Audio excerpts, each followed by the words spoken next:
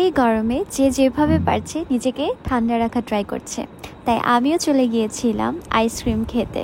আসসালামু আলাইকুম everyone, welcome back to my new video. আর আজকের ভিডিওতে আমি অনেক মজার কিছু আইসক্রিম অ্যান্ড ডেজার্ট ট্রাই করব।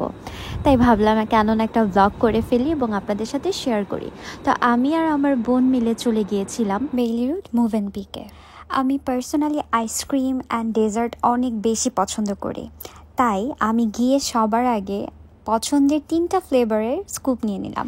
মোভেনপিকে কিন্তু আপনারা প্রিমিয়াম সব ফ্লেভারের আইসক্রিম পেয়ে যাচ্ছেন, আর আমি তাদের মেনু থেকে ট্রাই করব তাদের ক্রিমি টেস্টি শেকস।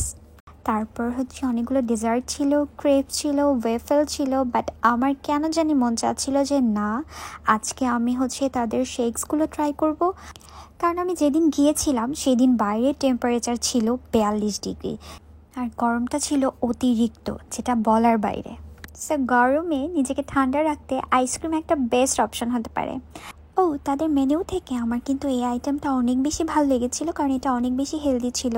এটার মধ্যে ইয়োগার্ট ছিল, ওটস ছিল, ফ্রুটস ছিল, আইসক্রিম ছিল, অল ওভার এটা অনেক বেশি টেস্টি ছিল। আর এটা চকলেটি একটা শেক ছিল, অনেক বেশি মজা ছিল।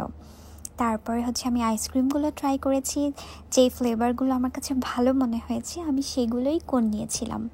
আমি আর আমার বোন তো অনেক বেশি এনজয় করেছি। তাই যারা আইসক্রিম লাভার আছেন তাদের জন্য কিন্তু মোভেনপিক বেইলি রোড একটা বেস্ট অপশন হতে পারে।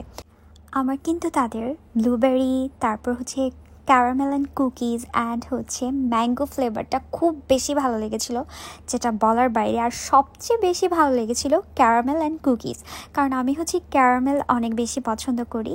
তাই যারা ক্যারামেল পছন্দ করেন তারা কিন্তু ক্যারামেল অ্যান্ড কুকিজ ফ্লেভারটা অবশ্যই ট্রাই করবেন। এখানে আইসক্রিমের অবস্থাও আমাদের মতো, তারাও গরমে একদম মেল্ট হয়ে গিয়েছে। আজকের ব্লগ এই পর্যন্তই। সবাই ভালো থাকবেন, সুস্থ থাকবেন। আল্লাহ হাফেজ।